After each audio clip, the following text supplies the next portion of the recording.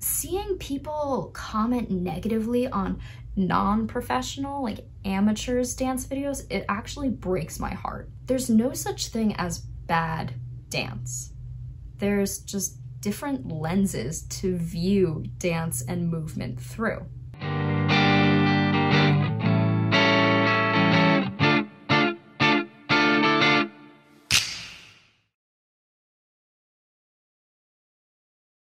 Hi guys, my name's Grace. I'm back with another video. Today, it's not a reaction. I'm gonna be doing something like a video essay, I guess. This is something I've kind of wanted to talk about for a while, and I've got a script. I don't normally script my videos, but I've got a script, so if you see me looking down, that's why. Today I want to talk about K-pop fans and how they interact with other fans, specifically about dance covers and relating to dance. So if you've been a K-pop fan or someone who's familiar with the K-pop industry at all, dancing singers probably come to mind, you know, people who are on stage performing songs that they're singing and dancing at the same time. This aspect of dance performance makes K-pop pretty unique in terms of comparing it to other styles of music. With the Korean music industry, the performers or idols are highly trained. Most of the time, they train for many consecutive years at a time from a very young age. And marketing strategies heighten parasocial relationships between performers and fans. In general, the K-pop industry allows for a lot of interaction between performers and fans, and that level of interaction isn't seen in many other industries. I would think J-pop would have that level of interaction, but in many other industries, it's really unprecedented for there to be this much interaction between fans and performers. While this interaction can be great and can really benefit performers in the sense that they really build a strong supportive fan base, and it can benefit fans in the fact that they have performers and people that they look up to and are fans of that they can interact more closely with, there are definitely some drawbacks. I'm going to go over what I think contributes to the prevalence of negative comments within the online K-pop community, specifically pertaining to dance. It's just something I've noticed specifically within the past couple of months that I really feel like I want to talk about. I'm someone who's interested in not only K-pop as a fan for myself in my own personal time, but as someone who's interested in dance, has a degree in dance, and did some dance research. I also did one of my final dance research projects in college about K-pop dance and its function in the industry. So that might be another video at a different time, because we're not gonna go that deep into the functionality of K-pop dance in this. I've got a couple sections. I'm gonna start off with social media. Social media is super important, not only in K-pop, but in our daily lives at this point. We're about 2.5 decades into widespread internet access, and one of the biggest blessings and the biggest pitfalls is anonymity, meaning you can be anonymous. With internet usage, there's a level of anonymity that people are blessed with. For most websites and social media platforms, there's no need to actually verify your identity to create and use an account. A lot of times there may just be an email that you're required to authenticate with, but it is so easy to just quickly sign up for an email account. I mean, for Google, you can sign up for an email account within 2 minutes without ever having to verify your real identity. Essentially, websites and social media accounts are free to use without a need to actually represent yourself accurately or present as a human at all. You can choose to use a fake name, a screen name, or not even a name at all. It could just be an object or something you come up with, and you don't need to have a profile photo at all even, and you can give absolutely no information about yourself. With anonymity comes an ability to act in a way that doesn't conform to social norms. Because one's name and face aren't attached, they can't be identified, and the pressure to conform to social boundaries are essentially lifted at that point. People feel free to post pictures, videos, and comments that would normally draw them criticism in a real life interaction. And since no one knows that it's them actually posting it, there's very little real consequence. And so people can act in a way that would be considered rude or straight up mean in real life. Even outside of in-person interactions, a lot of people who have their name and face attached to a profile won't use that actual image of themselves to be rude and mean. That's why people have like Finstas or like anonymous accounts on Twitter that they use to scroll with. With anonymity, there's a comfort level in posting in a way that's actually outwardly mean a lot of the time. And there is an argument that a lot of people make that if you post it, it's open to criticism, especially on public platforms like Instagram, YouTube, Twitter, whatever. I've seen some people make the argument that if it's posted publicly, it's open to criticism.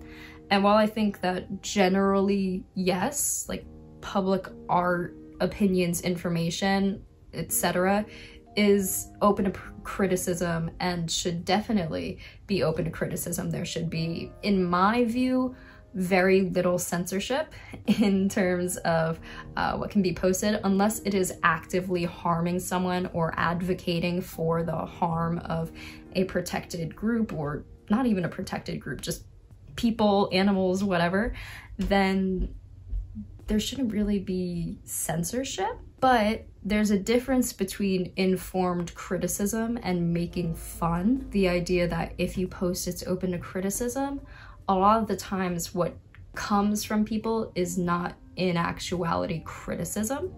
It's just mean-spirited commenting. For an example, with criticism, it could be something like calling out a choreographer for using hypersexualized movements on young female dancers. You can criticize the choreographer for these kinds of movements because it negatively affects the fight for equality between genders, and it negatively affects the way that these young women are perceived and puts them in a little bit of danger in terms of the way people can interact with the content that's posted them online, and removes a level of consent with the way that imagery of them is used.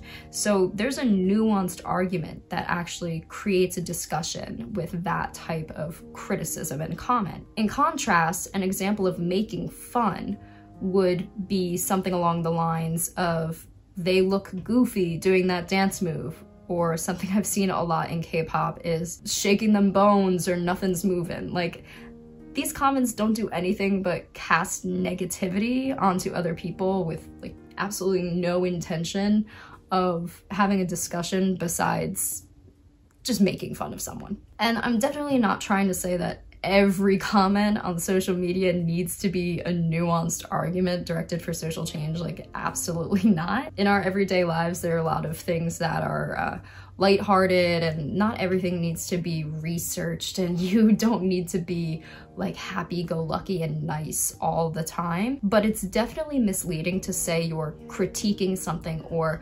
constructively criticizing it when in actuality you're just insulting it. The argument that if you post it, it's open to criticism is often an excuse for people to use the anonymity of the internet to act in a mean-spirited way that would otherwise see them criticized for being rude because it doesn't fit within the social norms. So that whole section was just a backdrop for the K-pop specific part of this video. It's important to note all of that social media, internet, blah, blah, blah, when actually talking about what goes on in the K-pop community, without getting too deep into the history of like the K-pop industry, which comes with like Korean social history or like business techniques, marketing techniques, things like that, because this video is not about that. It would take like 3 hours. It is important to note that dance plays an absolutely critical role in K-pop's popularity. Like I pointed out in the intro of this video, K-pop is a unique industry in that it heavily relies on the perceived perfection of idols, as implied by the title idol itself. It's expected for K-pop performers to have very high levels of dancing, singing, and performance skills. Not only is it the expectation of perfection that's unique within K-pop, but the reliance on dance in K-pop is unique too. Of course, other genres of music have included dance. I mean, Michael Jackson, one of the greatest of all time pop performers. He's one of the main influences for pop performers, let alone K-pop performers. Even 3+ decades after his arguable prime. I know saying that Michael Jackson had a prime will get some people up in a tizzy, but his arguable prime in around the 80s, his dancing skills have stood the test of time. We see Western performers throughout the late 90s and early 2000s dancing. Think like Britney Spears, NSYNC, Shakira, J-Lo, Beyonce, Usher, Lady Gaga. Like, we have dancers and we definitely have singers who dance, but within their performances, even though they're amazing dancers, like Beyonce, top tier dancer, J-Lo, incredible dancer, the focus is mainly on the music and their singing when they're performing. To cite authors Misserlin and Shin, there's a spectrum of what they call the song and dance genre of music. K-pop falls further towards the dance intensive end of the spectrum, more so than Western pop. So what they call song and dance genre includes things like b-boying, disco, like classical ballet. Like, there's a wide range of genres that actually fit into this big umbrella genre of song and dance. So it's very telling that K-pop actually falls towards the end of the dance intensivity spectrum. In K-pop, choreography is very intensive, precise, and it's often a main focus of the song. In K-pop, point dances are extremely important. Oftentimes, a catchy dance can rocket a song into popularity more than the song itself. There's a strategy when it comes to K-pop dance. It's choreographed in a way that is specifically meant to go viral and be identifiable to a certain song, performer, or group. If you look back on the history of K-pop, a lot of the most popular songs were aided in their success by their dances. Think of Dido Dido by Blackpink with the I don't know if I can use the word, but I'll say boom booms. Think of the boom boom dance. Genie by Girls' Generation, which has what is called the crane leg dance. If you think Sorry Sorry by Super Junior with this thing, Mini Skirt by AOA with the iconic unzipping of the skirt, Wannabe by ITZY with the beginning shoulders and the dance break, and Say My Name by ATEEZ with like the horse riding movement. These are just some of the examples of really identifiable dances within K-pop. There are tons of examples of massive hit songs where the choreography holds just as much power in the song's popularity as the music itself, like we just mentioned. Even with songs that had less impact, sometimes it's the choreography that goes viral instead of the song itself. Think recently of Limbo by Nature with the limbo choreography and the hair twirling. The resurgence in popularity of Adult Ceremony or Coming of Age Ceremony, depending on what translation you use, by Park Ji-yoon, where it's a song from the 90s, but covers of current K-pop stars doing it are going viral for the opening squat down to the floor. Sometimes it's actually the dance over anything else that goes viral and saves a song or a group years after its release, like Up and Down by EXID and Rollin' by Brave Girls. That was just a really long way with lots of examples to say that dance is an integral part of the K-pop industry and one of its strongest marketing techniques. Dance serves a purpose in K-pop. It is choreographed to go viral and be identifiable as owned by one performer or group. And audiences can become fans of not only a song, but the dance to that song as well. Dance is a tool for consumers to fandom themselves. With K-pop dance, fans are encouraged to participate for themselves as opposed to just watching.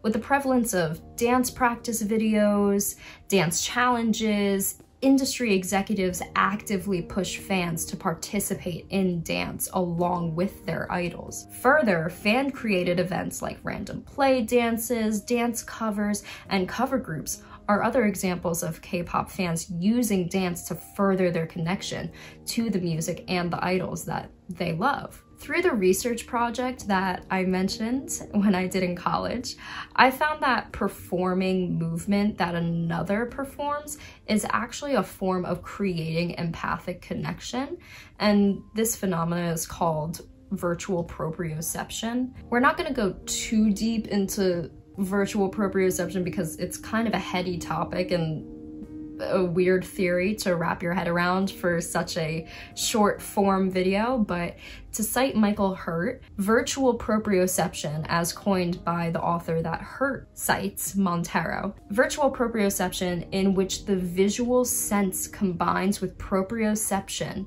such that an observer of action actively experiences empathic feelings that one sees in others being observed. He explains proprioception as a deep sense of empathy between a viewer and a virtual product to be consumed, in which a mental state or sense of being is shared between the producer and the audience. Montero, the author Hurt is citing, goes on a longer explanation about physical proprioception in dance, but that's not really what the point is here. Essentially, the theory of virtual proprioception relates to K-pop in the way that fans learn and dance the choreography to songs. And as they do that, they are strengthening a connection between themselves and the idols through virtual proprioception and empathic connection. That's a good segue into one of the darker elements of K-pop, one of the most exploited elements of K-pop, which is parasocial relationships and the perceived accessibility of idols. This empathic connection that we just talked about through dance is a furthering of parasocial relationships. While parasocial relationships are definitely not exclusive to K-pop and they can form through any type of media, idol industries like the one in Korea definitely use marketing strategies to further parasocial relationships. Think of things like fan calls, high-touch events, weavers, things like that where idols are accessible and treated like a person you can regularly interact with. We'll touch on this later in the video when I talk about comfort level that fans have interacting with idols and leaving comments towards idols, but just note that parasocial relationships give fans a sense of almost authority and perceived closeness, like relationship closeness, when interacting with idols, when in reality, idols are people that we don't know whatsoever. I just listed a couple types of content where parasocial relationships are furthered, like high-touch events or fan calls, fan meets, things like that. But specifically for dance, behind-the-scenes content like dance practices or like casual dance sound check moments, things like that, the wide release of content like that gives fans the sense that you're in the dance studio or the rehearsal with these idols, and you can either watch them practice, you know, be an observer, or it actually gives the sense that you too can practice with them. You're essentially being given content where you're in the room with these performers as they're performing. So this actually leads into the next section, which I've called the "you can do it too" attitude. I didn't really have like a word to put to it, but this is something I've noticed, I think, more prevalently within only the past few years of K-pop, but essentially another aspect of K-pop that makes it unique is its attitude of "this could be you." Auditions for companies are held regularly in Korea, with monthly auditions for the big three entertainment companies, SM, YG, and JYP, being some of the most well-known. I mean, there are monthly auditions where young people can show up and audition for the company and are encouraged to do so. While it's obviously not easy at all to become an idol, there's a marketing strategy of telling fans that they could one day become just like their favorite idols, perhaps even meeting them. Within the past few years, this has expanded past Korea and East Asia. Think of shows like America to Korea, where the former CEO and face of JYP Entertainment toured America looking for young American girls to debut in a K-pop styled girl group. Another example is an event at KCON, which is a big festival for K-pop performers, KCON 2023, where regular K-pop fans were given the opportunity to audition and actually perform on stage with the idol groups of their choice. This is a really, really awesome opportunity where you are given the opportunity to audition and actually perform with the people you're a fan of. Like, that's incredible. And there are even popular idols now who are very open about being previous fans or stans even, like Yeonjin from LE SSERAFIM being a former BTS stan who debuted under the HYBE Corporation with Source Music. She's under the same parent company that BTS is under, and she's even done collaborations with them on TikTok. Like, that is a level of fan participation that we don't really see in other types of music. The use of parasocial relationships in K-pop and the new expansion of the marketing strategies and opportunities for fans has created a feeling of you can do it too when it comes to being an idol. We as fans are given little glimpses into idol life through behind the scenes dance content and given small chances to access this life with auditions, performance groups, or opportunities like KCON. Because there's almost a leveling of the playing field happening between fans and idols, where we're almost put on the same skill level sometimes. Some K-pop fans have become comfortable commenting on idol skills or the skills of other fans. The gap between idol and fan is purposely being closed as a marketing strategy, but it's making people very comfortable in the sense that we're almost perceived to be on the same level in terms of personality, skill, things like that as idols. So the way we're talking to idols and interacting with them has become a little less formal, and because fans are also now perceived to be on the similar level as idols, fans feel comfortable talking in the way they would to an idol who has many years of training experience as to talking to an amateur who is a fan who is not pursuing an idol dream. So K-pop social media is definitely a wild and lawless place. I don't really indulge too much time into fandom culture myself, but I do get recommended videos or updates from news outlets. Really, I see the comebacks that come out, or I see the major news stories, things like that. But I'm not super involved in things like fan wars or anything like that, really. But that being said, I have definitely seen the aforementioned anonymity of social media and the parasocial relationships of K-pop combine into something that has become what I perceive as toxic and what some may perceive as honestly just a little bit of fun. So getting into this section, there are a lot of people that may not agree with me, and there are some people that may agree with me. This section is honestly up to interpretation according to what you consider rude in what you say to someone and what you consider not rude when you say to someone. I'm sorry, but there are some things I'm gonna talk about that some people may just see as them having fun in the K-pop community. So I'm just gonna get into an explanation of why I think people feel comfortable making these kinds of comments, and just know that my personal opinion may not be your personal opinion, and this is not meant to be like an attack on you personally. It's just meant to make us think a little bit about cause and effect of fandom culture, specifically K-pop culture relating to dance. So we've already talked about how people are comfortable posting on social media things that they wouldn't normally say in real life due to anonymity, and with anonymity comes a lack of consequences that you would face in real life. We've also talked about how with K-pop, the gap between idols and fans has been closing due to parasocial relationships and the "this could be you" or "you can do it too" attitude. Combined together, these two things allow fans to make comments about idols' skills, performances, appearances, and pretty much anything about them without much pushback besides the occasional like fan war defense comment. You know, if you make a negative comment about an idol, their fan is gonna come and defend them. People have become very comfortable spewing opinions, sometimes very, very negative ones, or what they claim to be objective facts even, because they can make themselves anonymous. And the K-pop industry has fostered relationships with fans that put them on fairly even ground with idols.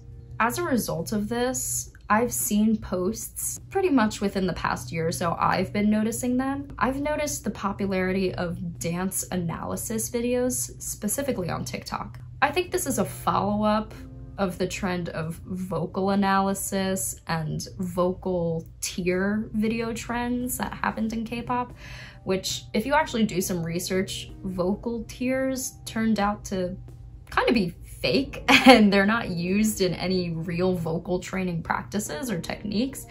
Vocal tiers essentially do not exist outside of the K-pop community. Those videos were unfortunately used as weapons against idols for a very long time and used to tear down people. It's an example of fans feeling very comfortable commenting on idol skills and really insulting them, or just comparing one to the other, saying this person's better than this person. And while there is definitely an element of vocal technique where there are identifiable technical elements where you can say this one person is sustaining or supporting better than the other person, saying that is not necessarily wrong in itself, but when it's used to actively tear down someone and insult them, that's what I was talking about when it's a critique versus an insult. Following up on the vocal analysis videos came dance analysis videos. In my opinion, dance analysis holds even less water than the vocal analysis videos. This is because there are thousands, if not millions, of different dance forms in the world. Aesthetics and values are different in each and every dance form. For example, the posture of classical ballet may be considered stiff in West African dance, where a more fluid spine is more prevalent. The rhythmic footwork of Bharatanatyam dance of India could in some cases of contemporary dance be considered too loud or heavy.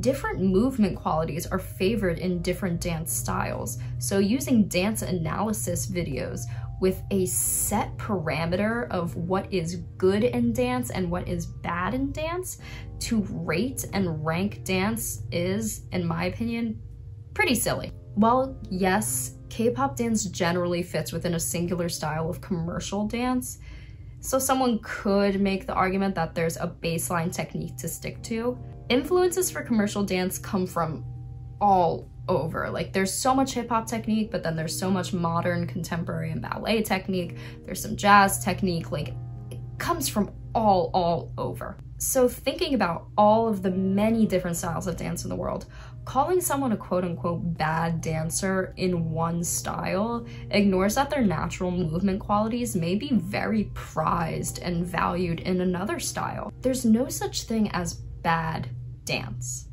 There's just different lenses to view dance and movement through. It's one thing to say that an idol has great fluidity, or their body connectivity is great, or their stage presence is magnetizing. It's another thing to rank them on a point scale in these areas, because this is using dance buzzwords to tear idols down in one way or another, either by ranking them low or by raising them above another idol in rankings. Also, just in general, there's no real way to quantify numerically dance skills. I'll be showing pictures and videos, screenshots from TikTok or social media throughout this video, and I will remove people's names for that because I don't want anybody getting attacked. But there's a New Jeans dance analysis where the poster literally gives them a number score out of 100, I think, and they give them like a 78% on dance skill. I'm like, that's not real. There's no way to literally quantify numerically someone's dance technique, and that implies like what's 100% dancer, because there's a saying in dance that nothing is ever perfect. You can always be better. There's always something to improve upon, and that's because there's objectivity in dance. There's no one set way to dance, and saying someone is like working up to 100%, that removes the room to actually be creative and take liberty with choreography and take liberty and autonomy with movement. So that was just a little side tangent. These dance analysis videos have shown that the K-pop fan culture has gotten to a point where fans, due to all of this parasocial relationship phenomena and feeling so familiar with idols, they feel extremely comfortable making these videos, commenting on them in a way that treats idols poorly, or even making battle videos between idols. In terms of dance etiquette, outside of a setting where a dance battle is actually set up, commenting on other people's dance skills is just kind of not cool. Like, it's considered not very nice, and you'll be pretty looked down upon. If you're not in the position of an instructor or a tutor in any way, you're in no place to comment corrections or negative remarks on someone's dancing. It's honestly considered really rude in a lot of different dance cultures, because dance isn't always for performance. And even if it is for performance, styles that are typically trained in like a studio setting, you're all there to learn and improve. So having another student or another dancer outside of an instructor position comment on someone else's technique or something like that is considered really rude, because you're both students. I think one of the best examples of this kind of feeling comfortable commenting on idols dancing happened recently with the smoke challenge that formed from Street Woman Fighter 2. If you know, you know, but a quick recap is that there was a dance challenge that was promoted by a competition reality show within Korea, and a lot of K-pop idols participated. Many of the idols were criticized wildly for the way they performed the choreography, and a Twitter thread of bad performers of this choreography went mega viral in the K-pop community. Essentially, someone compiled videos of who they considered the worst at performing this K-pop choreography, and it went viral, and people were making fun of these idols, and it got to a point where Korean fans were begging their idols not to participate in the challenge because foreign fans were just tearing people to shreds over it, essentially. So now that I've talked about how it's rude to comment towards idols themselves, I think it's even more rude then to use the same justification to comment on non-idols dancing. The K-pop community has evolved in a way where fans feel extremely involved, even being elevated to the level of idols sometimes, whether that means through parasocial relationships, like being involved and watching dance practice videos and dance performance videos, or opportunities like K-Con, the America to Korea show, or even becoming idols themselves. Because fans are being elevated to a similar level as idols now, like the field is being leveled, people who feel comfortable talking about idol skills feel comfortable talking about fans' skills too. While I think it's in general not cool to comment negatively about anyone's dance skills, even if they are a professional, seeing people comment negatively on non-professional, like amateurs dance videos, it actually breaks my heart. Like I said, K-pop dance is a way for people to connect with groups, music, and culture in a way that's fun and physically healthy. Introducing negative comments into that space turns something that is essentially harmless and fun into something that can really end up hurting someone. I'll be showing some screenshots on the screen now of the way that some fans feel entitled to comment negatively towards other fans performing K-pop. I will obviously be blocking out people's names. I'll be blocking out the original dancers' names and I'll be blocking out the commenters' names. But just know that these videos come from TikTok, and this is a majority of the place that I see these videos and these types of comments happening. People think they're invincible because they're anonymous in these comments, and I think a lot of people don't actually consider that they may be hurting someone else by making these comments. Some people try to make the argument that they're just trying to help, you know, giving constructive criticism. And while constructive criticism is definitely a thing that exists, someone who doesn't ask for it probably isn't looking for it. So if someone's not asking for the criticism and you give it to them, is it actually constructive at all? Especially to comment on a non-professional's post when they're doing something for fun, fandoming themselves, and really just trying to connect with their idols. Giving what you call tips, is that really constructive criticism? Or are you just kind of looking for an excuse to make a sort of negative comment or make yourself feel superior to that person in some way? In this situation, I would argue that these constructive criticism comments, when they're not asked for by the poster, it's a thinly veiled entitlement created by the parasocial relationships and K-pop marketing strategies. And then there are some comments that are just straight up rude, like calling them a bad dancer or just straight up like laughing at them. Like that's mean. That's just mean. So there's no real excuse for that. That's just people using the anonymity of the internet and using a level of entitlement to just be mean. I don't think that every person who has made a negative comment about an idol's or a K-pop fan's dancing necessarily knows that it can be this hurtful. We're part of a community that has fostered competition through weekly music shows, trainee evaluations for spots in groups, Grammy nominations, music charts. Literally anything in K-pop could become a competition. The K-pop community is competitive, and industry executives exacerbate this culture through marketing strategies. Parasocial relationships are purposely strengthened, making fans feel entitled to idols and entitled to commenting on videos. With the more recent trend of the "this could be you" marketing strategies, fans have become to feel a sense of authority to comment on other fans too. This video is intended to not try to like call anyone out or like make a massive change, woo woo.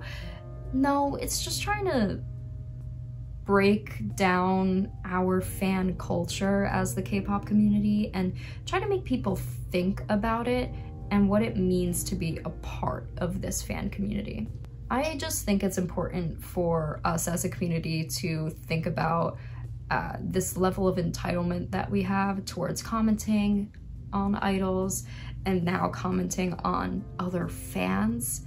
How even though it's normalized, it can actually be pretty hurtful towards others and can create a very toxic community to be a part of. So if you made it to the end of this video, thank you so much for watching. I know this was very long-winded, but I really just wanted to lay out all of the points that came up in my thought process. If you have any comments about this or any other things to add, please drop them in the comment section down below. Thank you so much for watching, and I hope to see you guys in the next video. Bye bye.